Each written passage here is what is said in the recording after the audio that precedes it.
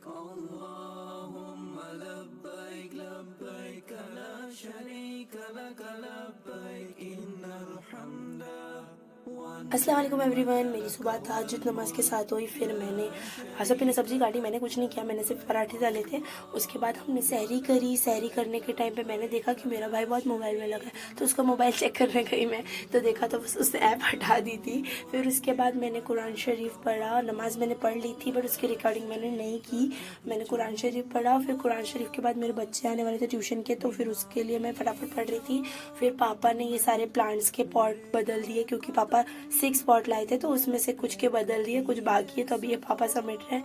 फिर मम्मी ने बोला कि बाहर जाके बच्चों को लेकर बैठे, तो मैं बाहर बैठ गई। फिर बच्चे जाने के बाद मैंने बाहर देखा तो हमारे पेड़ थोड़े थोड़े नाजुक हो चुके थे, तो इसलिए मैंने उनका थोड़ा देखा।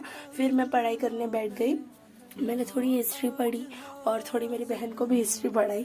वो मैं उसको पूछ रही हूँ सवाल, तो वो उल्टे जवाब दे रही है। बोल रही है उस टाइम पे मैं थोड़ी पैदा हुई थी, उस टाइम पे मेरे को क्या लेना था उस चीज़ों से।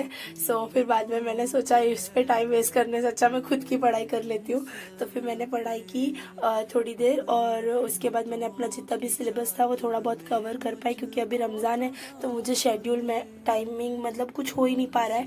मैं सोचती हूँ कि मैं रात भर पढ़ लूँ, बट मुझे तरावी के बाद नींद आ जाती है, तो मैं सोचती हूँ कि क्या करूँ। फिर बाद में मैं थोड़ा टाइम ज़ोहर पर निकालती हूँ, तो उस टाइम पे मेरे ट्यूशन के बच्चे होते हैं, तो टाइम एडजस्टमेंट ही नहीं हो रहा है, क्योंकि फिर बाद में शाम को इफ्तारी बनानी होती है, तो उस टाइम पे भी नहीं पढ़ सकते, और फिर कुरान शरीफ भी पढ़ना होता है, तो समझ ही नहीं आ रहा था कि क्या करूँ। तो दोपहर में मैंने कुछ 10 to 1 जो टाइम वो फिक्स कर दिया कि मैं इतने टाइम स्टडी करूँगी, और फिर मैं ज़ोहर की नमाज़ पढ़ूँगी। شريك لك لبيك إن الحمد والنعمة لك والملك لا شريك لك मीना से अरफात की जानिब मैं अब चल पड़ा हूँ हम तो सना की सदा रोज़ा नमाज करनी है। मोबाइल जैसे ही नमाज पढ़ के आया वैसे ही मोबाइल चलाने लगा, है ना। अब मैं फालूदा की तैयारी करने जा रही हूँ। आसफी को ट्यूशन के बच्चों के पास 2 मिनट बैठा के मैंने दूध चढ़ा दिया है, ताकि, और ये मैंने इफ्तारी की तैयारी भी थोड़ी सी प्याज व्याज कट करके आसफी को हेल्प कर दी है। फिर मैंने असर की नमाज़ पढ़ी। असर की नमाज़ के बाद मैं थोड़ा बाहर टहलने गई।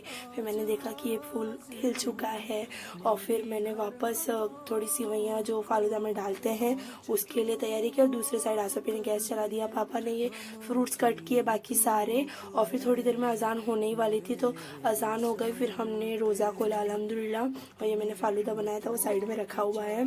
फिर मैंने मगरिब की नमाज़ पढ़ी आसुप्पी के साथ, और मम्मी ने बाद में पढ़ी थी। फिर हम तीनों ने मिलके ईशा की नमाज़ एक साथ पढ़ी, ताकि कोई भी मतलब ईशा की नमाज़ और तरावी काफ़ी लंबी हो जाती है। आज के लिए बस इतना ही। मेरे चैनल को सब्सक्राइब करें। थैंक